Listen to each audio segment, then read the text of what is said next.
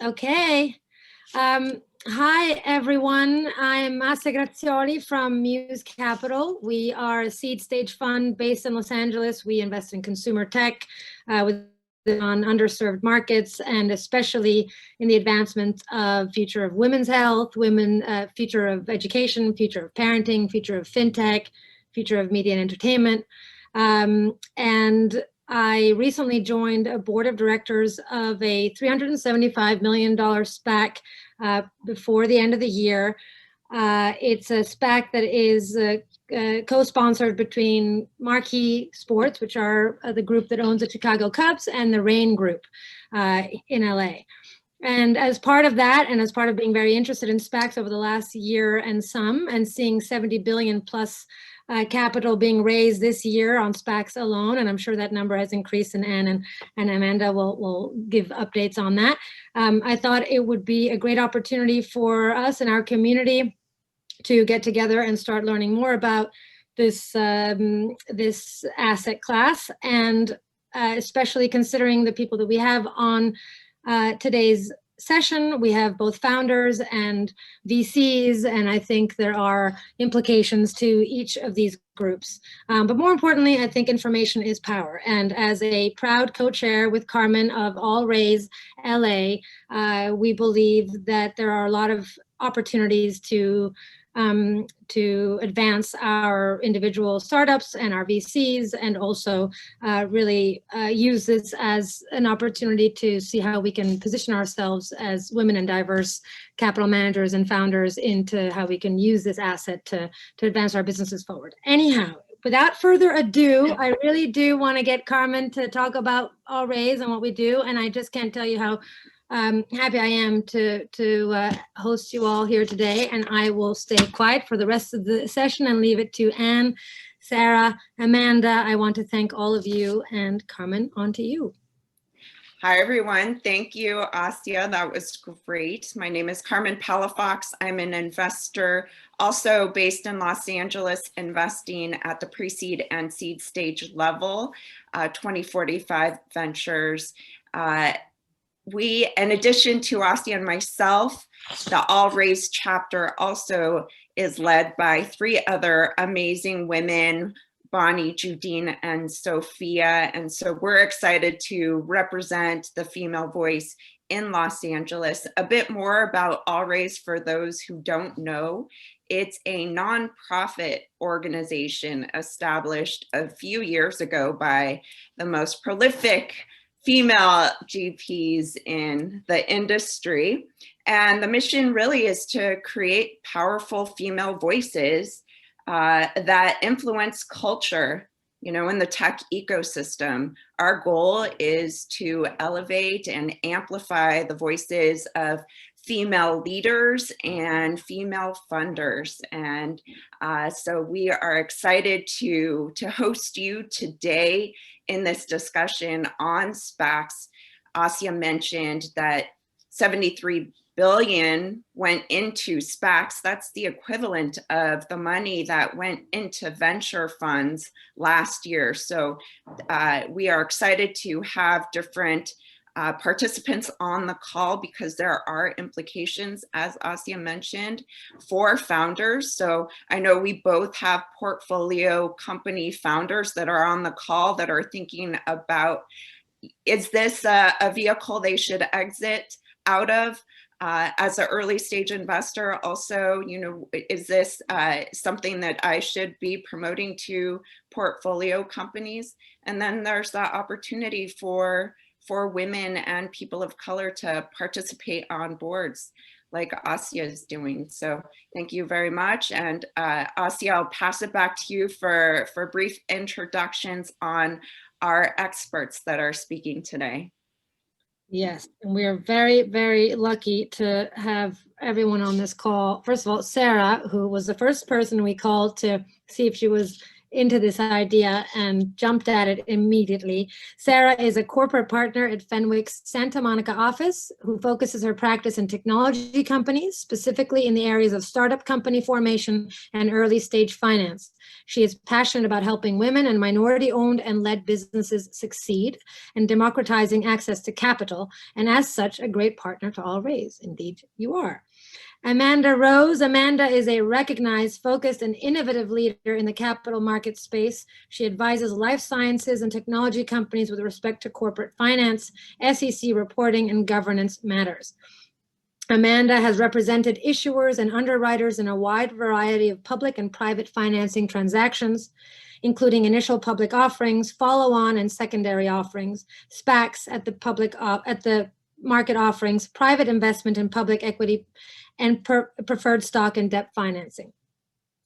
Anne Marie is Managing Director in Deloitte's Audit and Assurance Practice in Los Angeles. Her expertise spans both the technology, media, and technology, as well as TMT, as well as consumer industries. She is passionate about working with startups and private clients as they grow and evolve into public clients through traditional and alternative IPOs, including SPACs, reverse managers, and direct listings.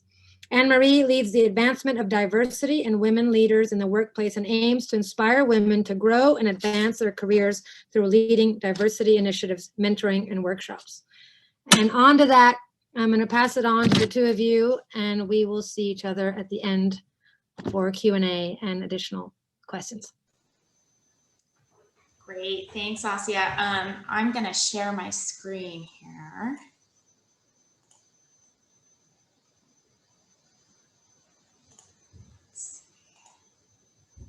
And just a reminder, make sure to put any Q&A questions you might have for our experts in the Q&A box, and introduce yourself via the chat. Great, thank you. All right, so thank you everyone for being here. You know, as Assia mentioned, SPACs have just exploded this year. I think last year alone in 2020, more than 200 SPACs went public. Billions of dollars, and you know, it's sort of it's on everyone's mind. We hear about it, you know, in the boardroom and elsewhere. So I'm going to give, you know, SPACs can be somewhat complicated, but hopefully after, you know, today we'll demystify them a little bit and help understand the various components. So just what is a SPAC? A SPAC stands for Special Purpose Acquisition Company. Really, it's just a public shell company. So it goes public as a shell company. It has no operating, you know, purpose at that point other than finding an operating company to merge into or merge with, and that's the target company. And when it merges with that target company, it brings that company public. So a high overview of how that happens. So we have the SPAC, it's formed by a sponsor. The sponsor receives equity or sponsor promote in the SPAC for a nominal fee, and then it takes the SPAC public. So you have the IPO investors in the SPAC here. They purchase units in a SPAC, units that consist of common stock and warrants to purchase common stock for $10. And the proceeds from the SPAC's IPO then go into a trust account that earns interest. Once the SPAC is public, it goes out and tries to find its target company to merge with and essentially take public. Oftentimes in connection with the merger, there's a PIPE or a private placement, a private investment with different private investors than the public investors in the SPAC. And part of the reason for this, and we'll talk about this, that you know, the average redemption rate with SPACs is around 75%. You know, there's certainly some high profile SPACs that have been very successful and haven't seen anywhere near that, but average tends to be about 75%. So one way to ensure there's operating capital for the de-SPAC company is to do a concurrent PIPE. So these private investors in the PIPE will purchase shares concurrent with the closing of the merger. And then some of the original SPAC investors in the IPO will redeem their shares for the $10 that they purchased the unit for plus interest. And then they usually get to keep their warrants. So these investors will redeem. There are new private investors with the PIPE.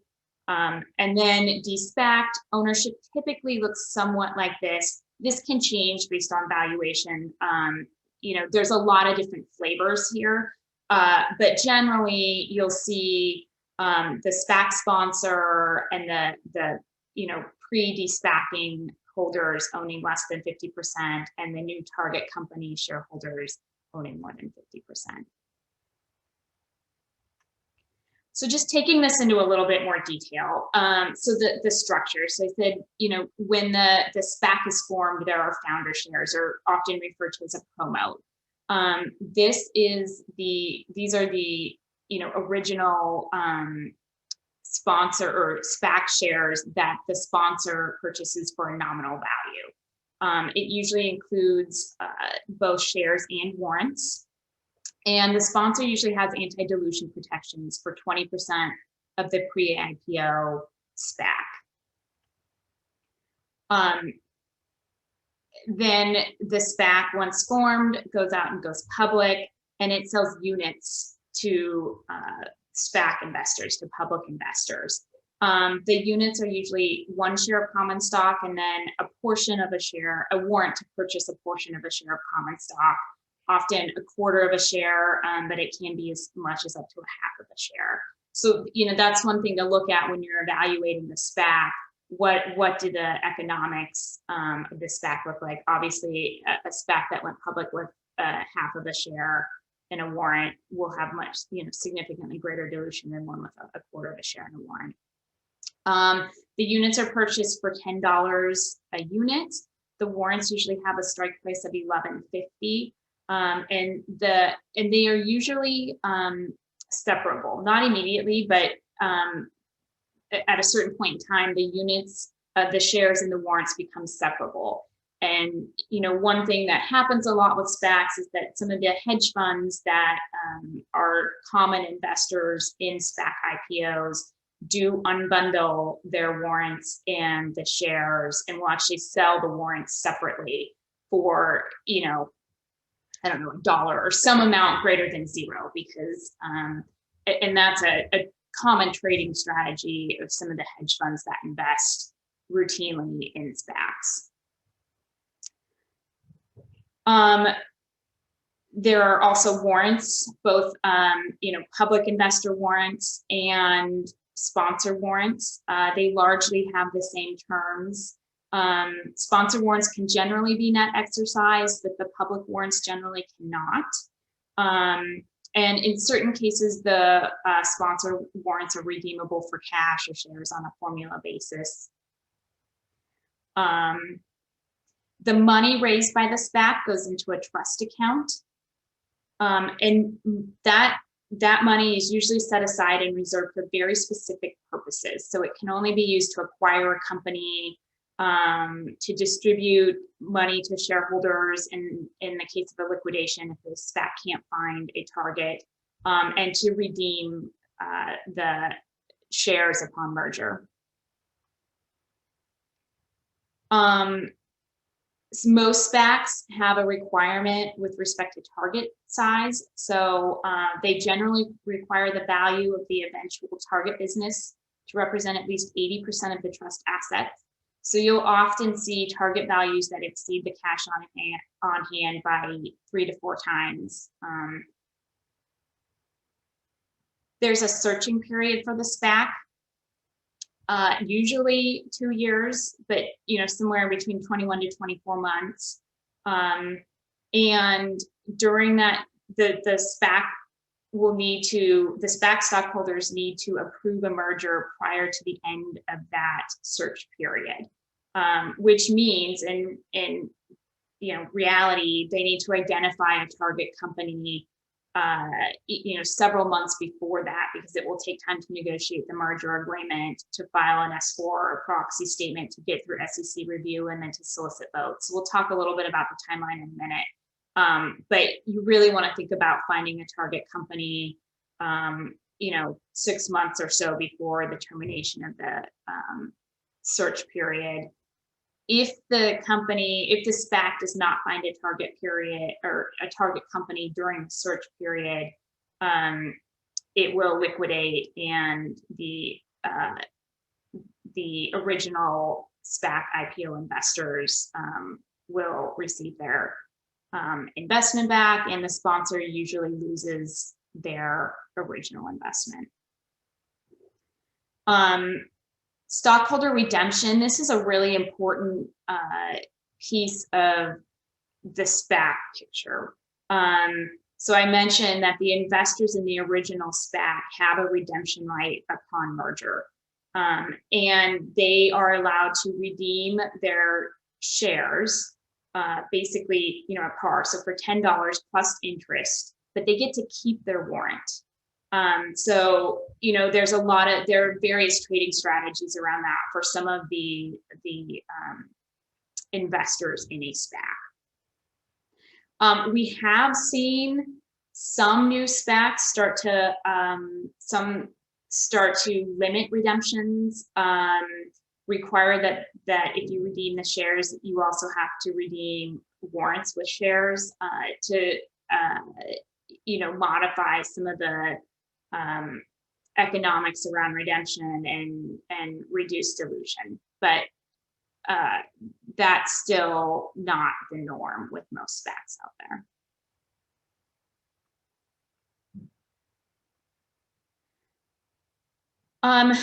So we've touched a little bit on this, but the overall life cycle of a SPAC, how long does this process take? It usually takes 10 to 12 weeks for the SPAC to go public. It's a pretty streamlined process, right? This isn't an operating company yet. So, the documents can be pulled together fairly quickly, and there's a targeted roadshow. You can engage in testing the waters for this, but that's not a very long process. As I mentioned, the SPACs usually have up to 2 years to find their target company. And then once they find their target company, de-SPACing takes 3 to 4 months usually. It takes about 5 to 6 weeks to engage in, term sheet and merger agreement negotiations, to separately market a concurrent PIPE if that's part of the transaction. And then once the merger agreement is signed, there's a period of time in which the S4 or proxy needs to be prepared, needs to go through SEC review, clear comments. Then there's a solicitation period for approval of the merger, and then it can close. So one thing, we'll talk about a little bit, that there's this notion that SPACs are actually faster than a traditional IPO. That's not really true, especially with how quickly we are seeing IPOs done. Most of my IPOs are taking 3 to 4 months right now, which is about the same time period that a SPAC would take from finding its target to being public. So just a little more detail on the timeline here, from term sheet negotiation through signing the merger agreement, figure 5 to 6 weeks. And during that time, you'll negotiate the merger agreement.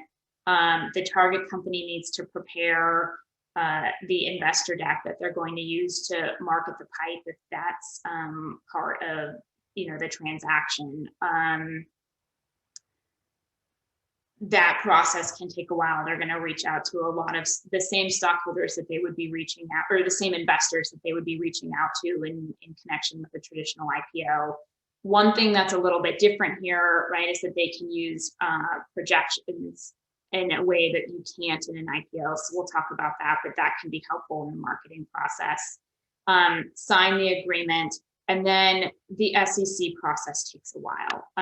So preparing the S4, which includes target financial statements, which Anne-Marie will talk about in a little bit, that usually needs to start here with the, once the term sheet is signed, and continues for usually a couple weeks after the merger agreement is signed. Then that's submitted to the SEC. The SEC has 30 days to review. They return comments at the end of the 30 days. It usually takes another 2 to 4 weeks to resolve those comments with the SEC.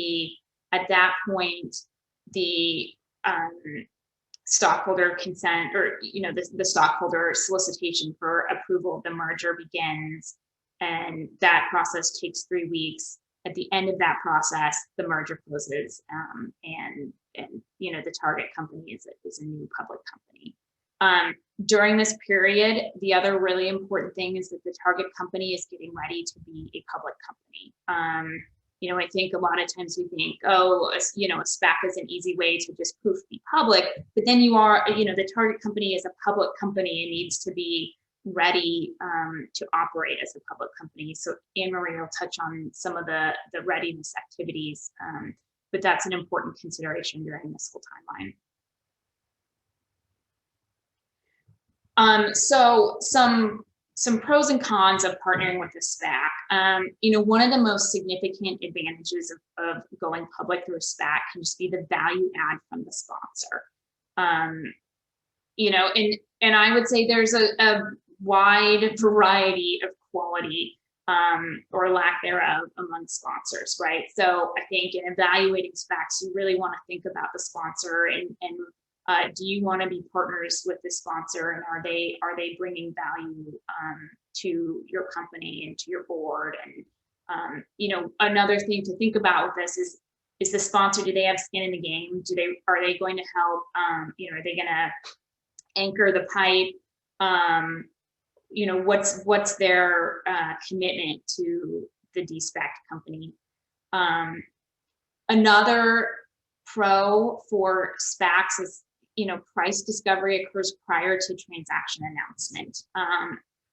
And this is a pretty important point. So, when there's a valuation that's discussed with the term sheet, but if there's a concurrent pipe, the valuation doesn't really get set until, their price discovery occurs with the pipe investors. But that happens earlier in the process than it would with a traditional IPO. So with a traditional IPO, you would go out, you would engage in some testing the water meetings, so you'd have an idea of valuation, but you're not actually going to set the price until, right before your IPO closes. So you have a period of time, maybe, for 3 months, where you've been contemplating going public and you've been, engaged in SEC review and with investors, but you don't really, you're still subject to market conditions. With a pipe, that happens the price is set much earlier in the process. So you're going to negotiate the valuation with the SPAC up front. You're going to, in some ways, test that with your pipe investors prior to signing the merger agreement. So the subscription agreement with the pipe investors and the merger agreement get signed on the same day. And the pipe investors are committed at that price at the time you sign the merger agreement. And then you go through SEC review and approval of the merger, and then become public. So your price gets set, call it 5 weeks into the process, as opposed to 3.5 months into the process. So it does alleviate some market risk. You could potentially raise more capital than in an IPO, perhaps. That's really dependent upon the circumstances. Another, clear advantage of a SPAC is that you have the ability to provide projections in your proxy and in your S4 and in marketing to investors. You just generally have more ability to market the deal publicly than you do with an IPO. So it's really common with SPACs to see 5-year projections. And for certain companies, that might be really valuable, right? That 5-year projection might be what investors need to really feel comfortable investing in that company or seeing the value. And then SPACs can deliver a blue chip shareholder base. I mean, it really depends. It's really dependent, I think, upon the target company and the sponsor. You know, there are disadvantages to SPACs too. So, you know, one of the major disadvantages and something to think about is that there really is a high cost. The cost all in terms of effective fees and dilution is significantly greater in most cases than a traditional IPO. And we'll look at some of those statistics here in a minute. You know, the headline valuation is not necessarily indicative of the true equity value due to the dilution. So that's something to, I mean, really think about and model out. Particularly, you know, I see a lot of models that show much lower redemption rates than we are typically seeing. So, you know, that redemption piece can significantly affect this. You know, yeah, deal and capital risk due to redemption potential. It's something that I think people kind of, you know, there's just a lot of assumptions of a low redemption rate that don't always prove to be true. There can be significant shareholder churn in the months post-merger. Again, it really depends on the company and in some ways the sponsor and the sponsor's commitment to that de-SPAC company.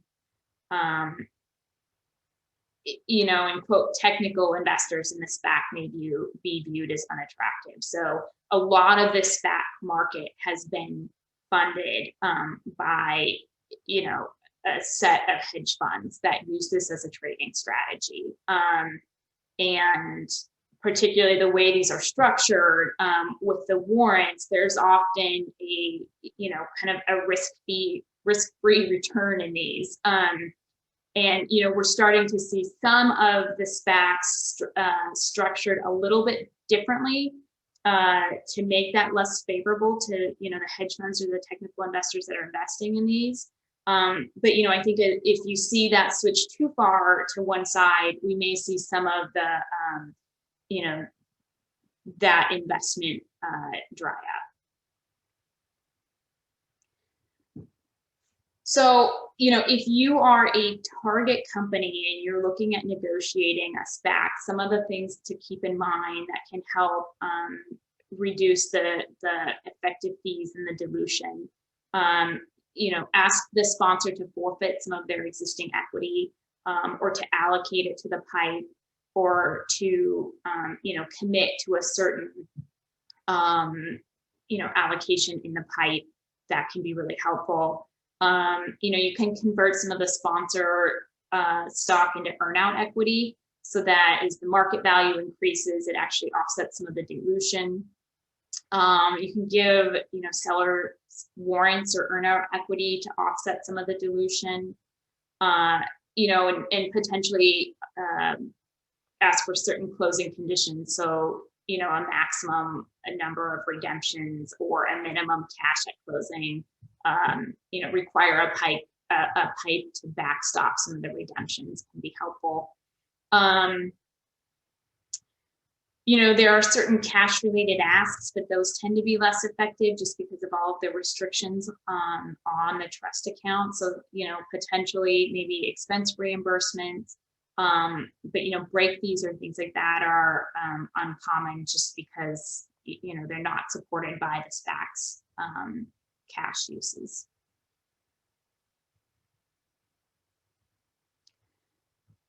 So I think we're going to send out this material, this deck afterwards. So I won't spend a lot of time kind of walking through this, but this just, it shows an illustrative SPAC versus IPO, you know, capitalization and balance sheet here. So this assumes a $1 billion standalone valuation for the target company, 30% redemptions, which is, we'll look at in a minute, is pretty low. And a $50 million concurrent PIPE, and a SPAC that has 200 million in raised, 225 million in cash. So, you know, as you look at, and then an IPO, where they raised $200 million. And this is just using kind of average fees. So you'll see de-SPAC ownership, outstanding shares after giving effect to the warrants. So fully diluted is about 141 million. And the balance sheet has about 178 million in cash. Whereas in an IPO, they have a somewhat lower number of shares outstanding and a slightly higher balance sheet cash. So obviously this varies a lot. This is just one sort of illustration, but it really depends on the economics of your deal. So, Stanford did a really interesting analysis of all of the SPACs that went public from January 2019 through June 2020. So for about a year and a half period, and they looked at things like redemption rates, de-SPAC performance, effective fees, and what they saw is that there was a median of 73% redemption rate in SPACs. At the 75th percentile, 95% redemption. A lot of this is tied to the quality of the sponsor too. So that's just something to keep in mind. De-SPAC ownership from a SPAC was higher than a traditional IPO. The effective underwriting fees in a SPAC are significantly higher than an IPO. So, an IPO underwriting fee is 7%. Here in a SPAC at the median level, we see 16%, and at the 75th percentile, 101%. And that's just after you account for redemptions and dilutions and dilution. And this was another really interesting stat that came out of this, is that the cost of the sponsor promo, the underwriting fee, and the warrants as a percentage of cash delivered in the merger is very high compared to an IPO, even after giving effect to the, factoring in an IPO pop. So, again, this really varies on the actual terms and what happens in your specific deal. But I think this was surprising for a lot of us who work in this area. And there are times when some of these, the higher costs and the dilution might be worth it, right? There may be enough value provided by the sponsor that it makes this worth it. It may be that, being able to share projections is an important, element to attracting investors. It may be that, there's the market risk or elimination of some of the market risk is worth this, but this is just something to keep in mind. The mean annualized returns for redeeming SPAC IPO investors was 11.6%. So the redeemings, these are the IPO, the investors that invested in the SPAC IPO usually did well. The SPACs with high quality sponsors had a negative median return across 3, 6, and 12 months post-merger. And generally, mean returns were positive across 3 and 6 months horizons, but turned negative a year following the merger. And they found returns compared to the IPO index were typically negative. Amanda, quick question. Do those return figures incorporate the warrants? Yes.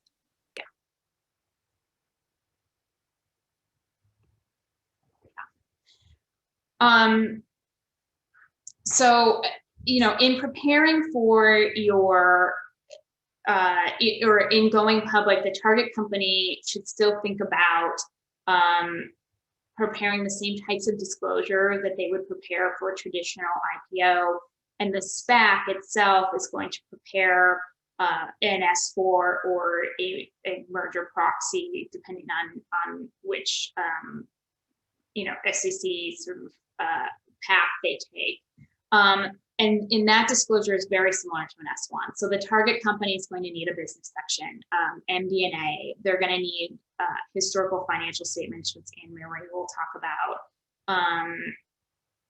and various other disclosures. We talked about they can include projections, financial projections and KPIs in the S4, the merger proxy. The de-SPAC company's board will need to take liability on the information in the S4 or the proxy, so that's something to keep in mind. The document itself is technically a document filed by the SPAC, but anyone who will be a director of the de-SPAC company will need to consent to being named and will assume liability in that. So, there's a lot of liability for everyone involved in this. I think there's this notion that there's streamlined diligence, which in practice, it is a more streamlined approach than an IPO, but diligence is still important because there still is liability that attaches for the various parties. And Amanda, is that liability typically covered by insurance? D&O insurance, yes, Yeah. it would be, yeah.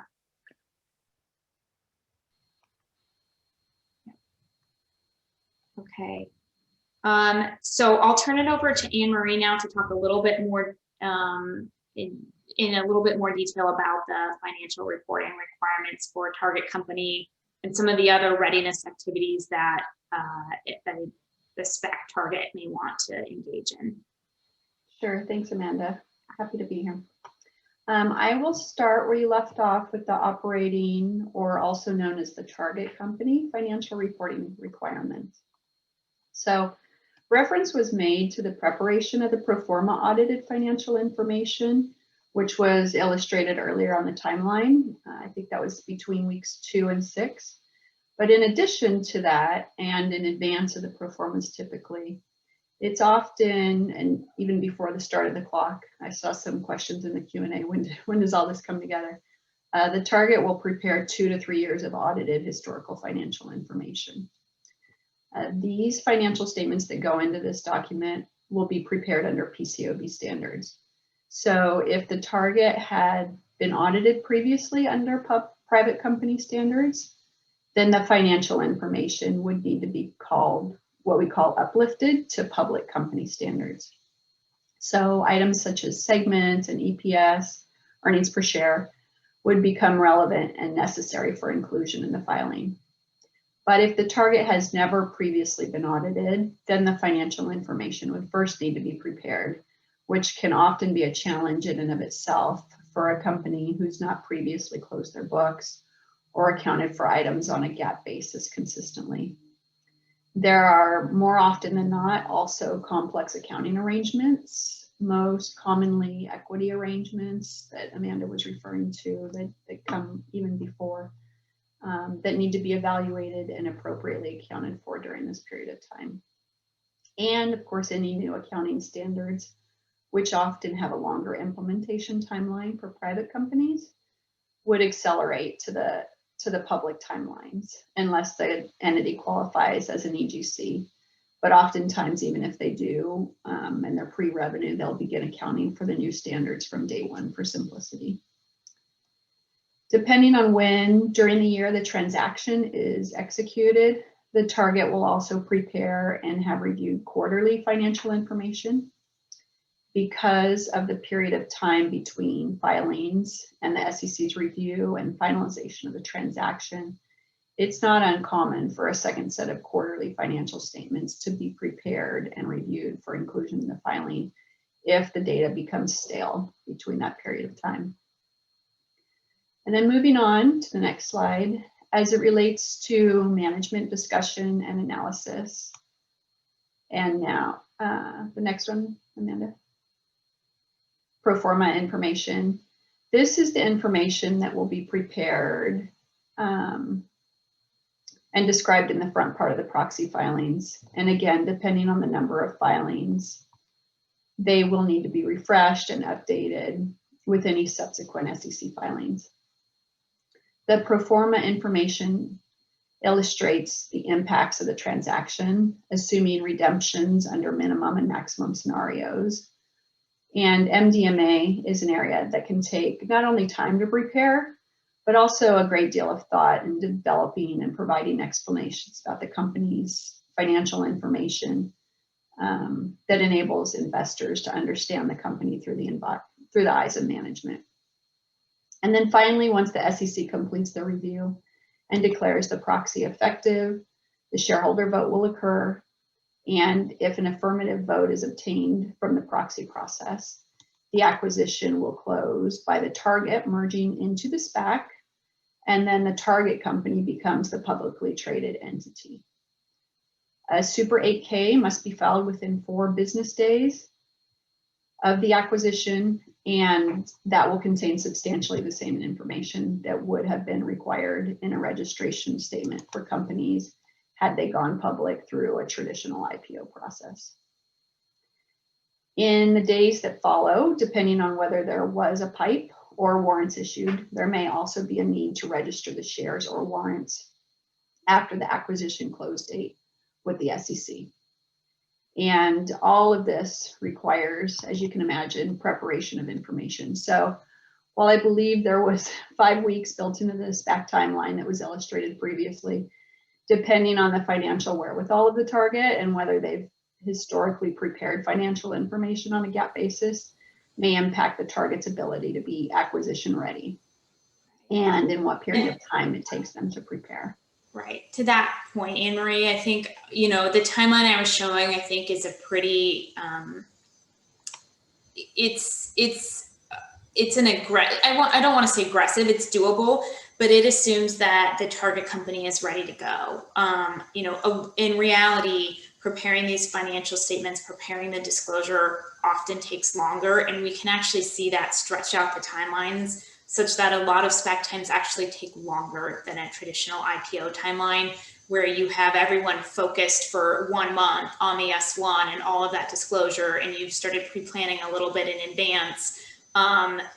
You know, that tends to be a more streamlined, actually quicker process than the SPAC process that is actually, you know, somewhat complicated. There's a lot of moving pieces. It's a merger together with, you know, a going public transaction. And so it's a lot of work and a lot of disclosure and a lot of things that need to come together.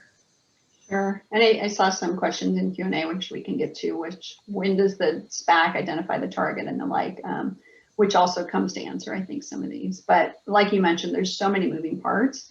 And because of these reasons, and depending on how, you know, audit ready the target is, it's not uncommon for external advisors such as Deloitte or others to come in and assist companies in one or several areas across the de-SPACing process.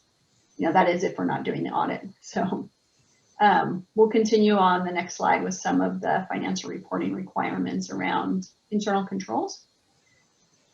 Now, once you've popped that bottle of champagne and celebrated the close of the transaction, the realities of becoming a public company come into focus, if they hadn't already. So for purposes of simplicity, I'll assume that management will need to report on internal controls over financial reporting in year 1, which, depending on when the transaction is declared effective, can be 1 or only a few months away.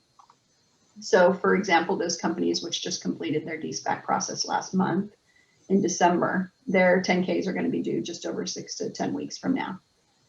For EGCs, there may be a grace period of up to a year during which some of these requirements can be implemented. However, this means that an internal audit function will need to be in place and policies and procedures designed and implemented. And in addition, relevant risk assessment procedures will need to be implemented, designed, and internal controls need to be evaluated whether the controls are effective or not. And if needed, oftentimes a remediation process to assess gaps and deficiencies in controls will need to be put in place. So management will now report also on internal control over financial reporting and report to an audit committee or those charged with governance about the effectiveness of the control environment. And they're going to need to have processes in place to monitor and certify and assess on an ongoing basis, which, backing up for a moment, if an audit committee and board hadn't previously been established by the target, one will need to be formed.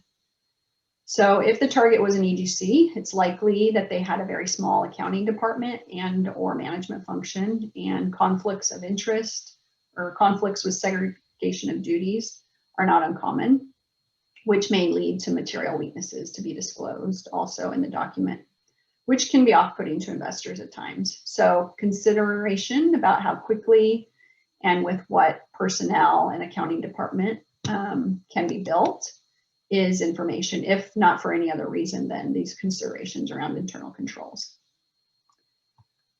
A few final considerations as we talk through common challenges with the de-SPAC process and sustainment,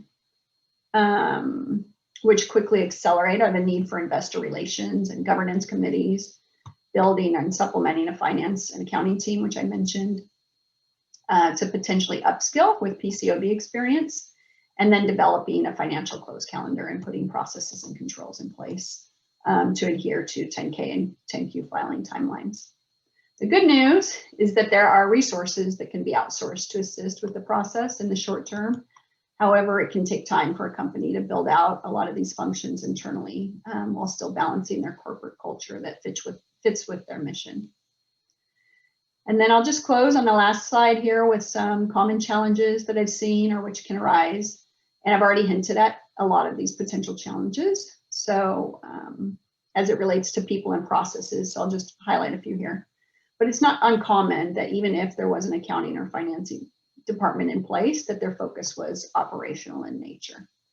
And therefore, not only the demand of preparing the requisite financial information for the filing, but also the normal functions that they would otherwise be performing, their day jobs, becomes overbearing and on the department or the person that's doing it. So during the de-SPAC process, internal resources are often supplemented and outsourced with advisors temporarily until strong department needs can be built to sustain the needs associated with being a public company. And then also inherent in every successful de-SPAC is a strong project management team. In my experience, this is the make or break part of the equation. It can keep all of the moving parts in sync and keep all the juggling balls in the air, and you'll be off to a much higher likelihood of a successful close. This transitions into the middle there, into the processes that can become complicated along the way. During the de-SPAC process, the ever important determinations for who the accounting acquirer are going to be will be evaluated, which can impact how the voting rights are structured and which group of owners hold the largest voting interests, how owners appoint or elect board members, among many other accounting considerations. But oftentimes these negotiations can take time and consensus by multiple parties. So input by accounting and legal advisors early and often to ensure the transaction structured such that it has outcomes that you're expecting is essential. And there can be tax and legal consequences to the organization, which have ramifications to the company as a result of these structurings, which should be considered also. And then finally, if there's not a good audit trail of historical documentation, which was prepared and maintained by the target, it can easily delay the speed, as Amanda mentioned, with which the preparation of the information can be compiled. So sustaining these processes on a go-forward basis post-close will also require organized and streamlined financial close processes and internal controls. So the old Excel file or shoebox full of receipt system of accounting isn't going to be adequate to support SEC reporting requirements. So in addition to finding those upskilled accounting resources and new management team that we potentially talked about, IT departments, typically companies look to upgrade their technological systems as well through upgraded accounting and ERP systems, which can support ongoing forecasting and operating and reporting needs. So with that, Amanda, I guess we'll turn it back to you, Assia or Carmen. Yeah, that was great. Thank you. We are all drinking from a fire hose here, I think. Just, can you just summarize this in terms of the why now? And do you see this frenzy continuing on in the next few years? What's driving this? And is there a reason why it won't continue? That's a good question. I mean, I think, right, there's been an overall trend of finding alternative ways to go public, right? We've seen direct listings now with the ability to do a concurrent raise. And I think coming out earlier in 2020, there was a lot of uncertainty around the market, particularly driven by the pandemic. And so we saw the rise of some of these SPACs. And then, as these, given the current terms of SPACs, there's a lot of people making a lot of money on these, right? The sponsors have, get a good chunk of equity for a nominal fee. There is a group of hedge funds that routinely invest in all of these SPACs and has really been, like keeping this market afloat, in part because of the structure of the SPACs. And there are some advantages to SPACs that you just don't get with a traditional IPO, right? That are appealing to some of these companies. But, it does feel a little bit like a bubble to me. It feels really frenzied. And I think there's a lot of, people have been kind of jumping on the bandwagon without doing a lot of the, analysis or assuming some facts that just aren't playing out. We're not seeing true in real life. And as we get more information about SPACs and de-SPACing, I think the terms may change a little bit, which may influence the SPAC IPO investors. So, I mean, hard to say where this is going, but I have a hard time seeing this continuing at the same pace with the current structure, with the current SPAC structure. Got it. And one quick follow-up question, because you said people are making a lot of money and you mentioned sponsors and hedge funds. Can you talk about early stage investors and founders? Hopefully they're making some money too. Yes. And I mean, it depends, right? And that's what it's so hard here because there are so many variations on this. It could be that the de-SPAC company is very successful and the sponsor's adding a lot of value and there is a lot of value there to the founder, to the company, or being public is really the ultimate goal. And there's a lot of value in being public. So, not to say that SPACs only have structure or value for hedge funds and sponsors. That's not the case. There's value for other participants. SPAC, I think we saw the SPAC investors are also seeing positive returns in certain cases. But I think there's varying levels of risk for the different, constituents in a SPAC process. So it's just something, carefully running these models, thinking about average redemption rate, thinking about that in terms of negotiating a SPAC. When you're investing as an IPO investor in a SPAC, the sponsor matters is what we've seen. So, there are just so many different considerations that it's hard to say, it's so many different variations that it's really a more individualized decision. There was a question that came up in the registration around US versus non-US SPACs, and if there is a market for non-US companies to exit via SPAC.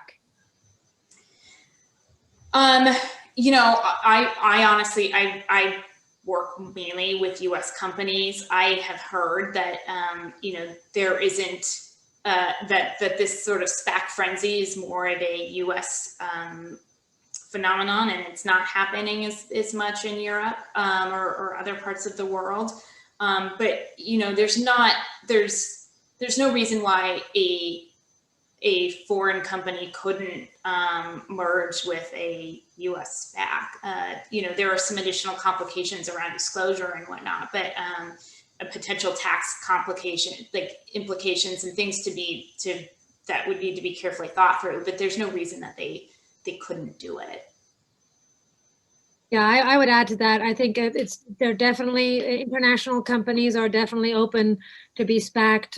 They're definitely in the running in all conversations that I've been privy to, even in other SPACs that I've been speaking to. So if you're an international company looking to be SPAC'd up, if you fit the parameters, then absolutely you are eligible. The tax implications are going to be different and reporting will be different or tweaked, but definitely. I think with regards to the sponsor, on the flip side, a sponsor, you want to make sure that, I think the tendency is to stay closer to home because it's something you can control more. And there is a higher risk inherently of just bringing in something from abroad, and that risk and that storytelling risk as well of going out and going public with a company from outside of the US may inherently cause some additional risks. So if this is your first SPAC, if you're a sponsor coming out with a first SPAC, then that would probably be, yeah, it really does depend on where you, but they're definitely eligible. We have just a few minutes left. So some of the questions in the Q&A, these sponsors in terms of targets, what percentage of target companies are identified at the time of establishing the SPAC? Are you seeing a pattern there? Well, they technically legally can't be when they establish the SPAC. Yeah, so they can identify an industry, but they can't have a specific target in mind when they form the SPAC. That's under SEC rules. So the sponsor may be thinking of some companies, but you can't technically have a specific target.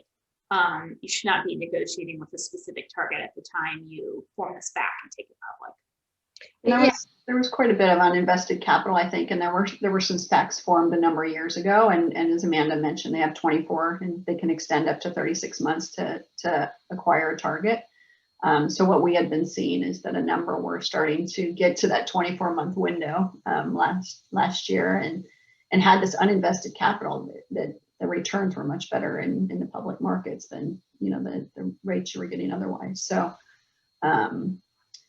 But yeah, typically that's the challenge, is that they don't have the target identified, and the target has to pull all this information together in the snap of a finger.